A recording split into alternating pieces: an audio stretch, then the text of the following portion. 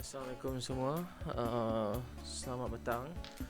Berjumpa kita dalam kelas online kita, di mana hari ini cikgu akan mengajar tentang satu lagi topik yang perlu anda pelajari, iaitu berkenaan dengan bab 7, Kesultanan Melayu Pahang, Perak, Terengganu dan juga Selangor. Okey. Jadi dalam bab ini, apa yang awak akan belajar? Awak akan belajar berkenaan dengan negeri-negeri yang meneruskan ataupun yang menjadi penerus kepada aspek-aspek yang ada dalam sistem pemerintahan dan pentadbiran dari Kesultanan Melayu Melaka, dan diteruskan lagi di negeri-negeri seperti negeri Pahang, negeri Perak, negeri Terengganu dan juga negeri Selangor. Jadi dalam bab ini anda akan belajar tentang 4 negeri je, iaitu Pahang, Perak, Terengganu dan juga Selangor. Jadi sebelum kita pergi lagi jauh lagi, saya nak cuba tengok dulu. Kita akan belajar 7.1 berkenaan dengan pengasasan. 7.2 kita akan pergi kepada warisan. Apa yang warisan Kesultanan Melayu Melaka yang diteruskan oleh negeri-negeri ini. Kita akan tengok satu persatu selepas ini. Okey, 7.1 berkenaan dengan pengasasan. Dalam akhir pembelajaran ini, awak akan dapat menerangkan secara langsung tentang kelangsungan KMM di negeri Pahang, Perak, Terengganu dan juga Selangor. Saya tuliskan lagi.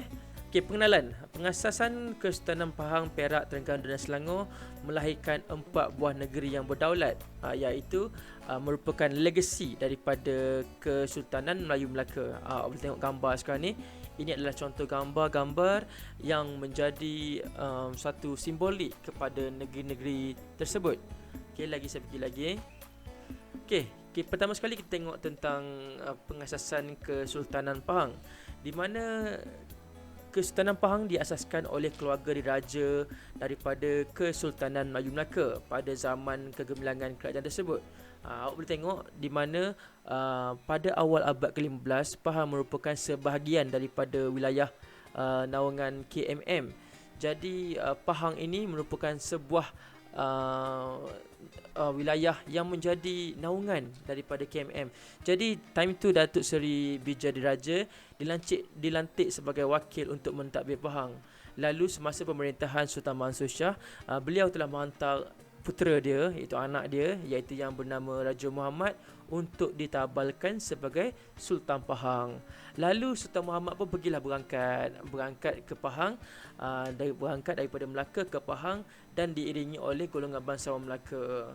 Mereka telah dilantik sebagai bendahara, penghulu bendahari, temenggung dan hulu balang besar serta pengikut mereka untuk membantu mentadbir negeri Pahang. Lalu mereka pergilah ke negeri Pahang, jadi raja yang pertama dekat Pahang. Okey, yang seterusnya lagi, Sultan Abdul Jamil Shah merupakan sultan ketiga yang memerintah Pahang, dan antara sultan yang paling masyhur. Yang masyhur maksudnya sultan yang paling hebat lah. Baginda mengekalkan hubungan harmoni dengan Kesultanan Melayu Melaka. Tengok walaupun dah 3 generasi sultan, iaitu yang pertama Sultan Muhammad tadi, yang kedua anak dia, lepas tu diteruskan lagi dengan Sultan Abdul Jamil, mereka masih lagi mengekalkan hubungan dengan KMM. KMM saat time tu sebuah empire yang hebat. Baginda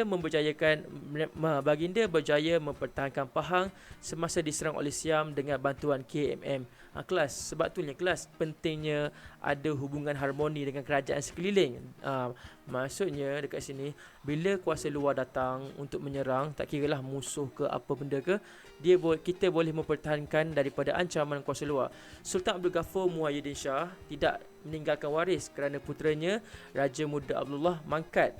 Dari tahun 1614 sampai 1884, Pahang diperintahkan oleh Kesultanan Johor Riau. Ini awak dah belajar pada subtopik yang lepas, pada bab 6, tentang Kesultanan Johor Riau ataupun KJR, di mana luas naungan KJR ni merangkumi negeri Pahang.